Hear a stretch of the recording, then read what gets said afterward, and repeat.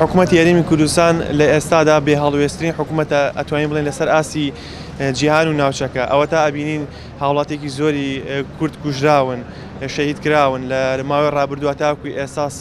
زیاتر لە 130 هاوڵاتی کوردی شەهید کراون بەم دوایەش نزیکەی 9 بۆ 10 هاوڵاتی دیکە شەهید کراون کە ئەمە بەڕاستی جێگەی داخە یعنی ناتوانین لەم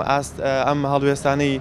تورکیا بێدەنگ بین ئەوە تا ڕۆژ بە ڕۆژ تۆپارانەکان زیاد دەکات و ناوچەی گەشتیاری کوردستان کە ئەتوانین بڵێن شانەیەکی ئابووریە بۆ کوردستان و لایەنێکی کەرتێکی زۆر باشی ئابووریە ئەوە تا تۆپارانەکرێ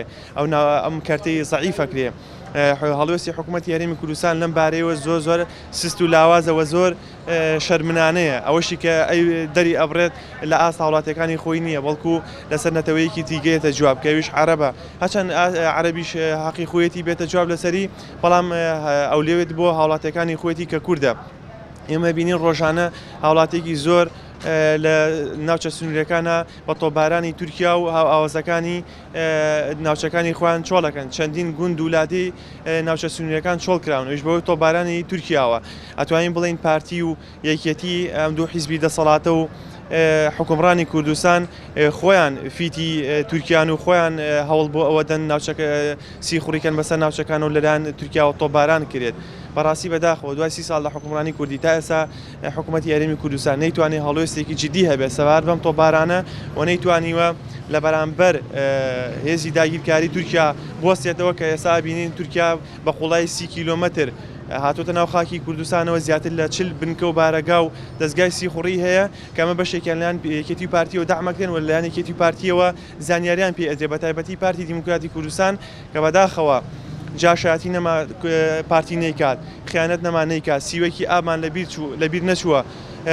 16 ئۆکتۆبەرمان لەبیر نەچووە هەموو ئەمانە لەیان سەرانی دەسەڵاتی کوردیەوە ئەنجام دراون بەداخەوە دوای 30 ساڵ لە حکومڕانی کوردی هێشتا لە دواوە ئەڕوە بەرەدواوە ئەڕوات و ڕێگە بۆ بێگانە خۆشەکە و چاوساخی بۆ بێگانەیەکات تا کورد بکوژێت و حکوومەتی یاریمی کوردستانیش پەیامان بۆ حکوومەتی یاریمی کوردستانیش ئەوەیە کە بەڕاستی چیدی کە قبوڵی نەکات لە تورکیا و ئەگەر قبوڵیشی نەکات چاوساخی نەکات بۆ هێزەکانی تورکیا و کە بینین چەندین دارستان لەلایەن تورکیاوە سووتێنراون بڕاونەتەوە و چەندین هێز و بنکە و بارەگای لە کوردستانە دروست کردووە کە ئەمانە هەمووی سیخوڕیکردن دەستگای سیخوڕیکردنی ئیطلاعات و میتی تورکین جێش و جاشێکی زۆری هێناوەتە کوردستان و ئەمان هەمی بە چاوساخیەکێتی پارتی کراون ئەگەر هێزێکی کوردی نەبێ پێشڕەویان بکات ئەگەر لایەنێکی پارتێکی دەسەڵات نەبێ چاوساخیان بکات چۆن نەتوانرێت ناوچەیەکی گەشتیاری تۆپباران بکرێت دیموکراتی کوردستان لەگەڵ یەکێتی نیشتیمانی کوردستان دەستیان بە خوێنی گەلی کورد سوور بووە مێژویان مێژوویەکی ڕەشی و ناشرینیان هەیە 16 ئۆکتۆبەرمان لەبیرە سیوەکی ئابمان لەبیرە پارتی لە دێر زەمانەوە لە مێژووەوە بۆمان ڕوون بووەتەوە کە تورکیا هێناوەتە خاکی یاریمی کوردستان و چاوساخی بۆ کردوون بەڕاستی ئەمە لەلایەن کوردەوە ئەکرێ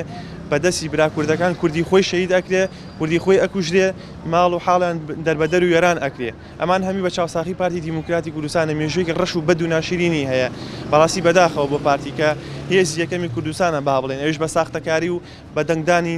ئەوەی کە خۆتان ئەیبینن واقعەکە لە کوردستانە بوونی هەیە بەداخەوە پێعنی پارتیە بەدەست چیدی کە دەست هەڵگرێت لەو کارە ناشرین و بەدانی کە لە ڕابردووە کردوێتی بە ئێستاشەوە کە ئەبینین کە گومان هەیە کە پارتی دیموکراتی کوردستان دەستیە بوو بێت لەو تۆپبارانکردنی لە زاخۆ ڕوویاوە چیدی کە پارتی مێژوویەکی ناشرین و ڕەش بە خۆی تۆمار نەکات داواکارینی هەڵوێستی توندی هەبێت لە سەبات بۆ تۆپبارانانەی ئەکرێت چەندین لادێ و گوند چۆڵ کراون لە ناوچە سنووریەکان تورکیا بە قوڵای 30 کیلۆمەتر هاتۆتە نێو خاکی یاریمی کوردستانەوە زیاتر لە 40 بنکە و بارەگای هەیە زیاتر چەندان بنکە و بارەگای سیخوڕی و ئەطلاعاتی هەیە کە بۆ سیخوڕیکردن هاتوونەتە ناو خاکی یاریمی کوردستانەوە زیاتر کار لەسەر تێکشکانی پەکەکە ئەکەن لە خاکی یاریمی کوردستانە پەکەکەش خۆتان نەزانن هێزێکی کوردیە ئێمە وەکو کوردێک ئەرکە لەسەر شانمان دیفاعی لێ بکەین و بتوانین پاڵپشتی ئەم هێزە بکەین چکە بەڕاستی نابێت کورد دەستی سوور بێ بە خوێنی براکەی خۆی بەڕاستی پارتی دیموکراتی کوردستان لەم کایەوە دەستی ڕەش بووە و دەستی سوور بووە و مێژوویەکی ڕەشی بۆ خۆی تۆمار کردووە چونکە چاوساخی بۆ پارتی دیموکراتی کوردستانەکە ئەوەی پارتی کردوێتی تەنانەت دوژمنەکانیشی کورد بە کوردی نەکردووە خۆی وڵاتێک کە سیادەی هەوێ وڵاتێکی خەوەنسەرۆری بێ کەس ناتوانێت دەستێریش بکاتە سەری بەڵام عێراق بە حساب سیادەی هەیە و هەرێمی کوردستانیش بە حساب کە هەرێمێکە سیادی خۆیانە تا حدێک وڵاتێکی لاوازن بۆ خۆیان لە بۆی قێرانی خۆیانە بۆی گەندەڵیە بۆهۆی ئەو هەموو نەعەدالەتی و ستەمکاری لەناو خۆیانە هەیەی هەموو کەس دەستی تێخست و عێراق سێرەکەی خەریتێکی داباشکراوە تورکیا بەشی خۆی لە دیارەکە ئێران بەش خۆتی ئەمریکا بەش خۆتیایە هەیە بۆ شێوازەیە هۆکاریەوەی کەم وڵاتە خاوەنی سیادی خۆی نییە سەرکردەکانی دڵسۆزی نین وڵاتەکە ناپارێزن بە بەرچاوی ئەوانە وڵاتەکە بردومانە کرێ بە تۆباران بێ بە فڕۆکە بێ بە هەر شێوازێک بێ ئەمان لێ ناپرسنەوە وە بۆ خۆشیان بە زۆرێک لە جۆرەکان هەرێکیان ڕەبتی لەگەڵ وڵاتێکە سەر بە وڵاتێکی دیکەن ناتوانن ینی هەڵوێست بنوێنن ئەچیناو خۆ وازە ئەگەر هەڵوێست بنوێنن بەو شێوازە نابێت خۆی یەکەمشی دەبێ هێزی حکوومەت دیاری بێ خەوەنی هێزێکی نیشتیمانی بێ وڵاتەکە سەرکردەکان سەرکردەیەکی نیشتیمانی بن سەرکردەیەکی ڕاستەقینە بن بتوان قسەیان سوور بێ بتوانن دڵسۆزی وڵاتەکەیانمە بتوانێت لە ئاسی وڵاتانە سەربەخۆ بن ینی بە کوردواریا لە سەریان لەژێر کڵاوی خۆیان بێت ئەگەر بۆ شێوازە بن ئەتوان خۆیان بپارێزن بۆ شێوازە نەبن نەگە ئێستا چەند جارێک دیکەش بردومانەکرێنەوە وڵاتەکان نێشیان بەردەوام ئۆپەراسیۆنی تیاکرانی تەنانەت لەشکر دێنە وڵاتەکە ئۆپەرا بردومان نییە تۆ بینی لەشکرکێشیشی پیاکرانی وڵاتەکە بێ خەوەنەوە کوردەکەی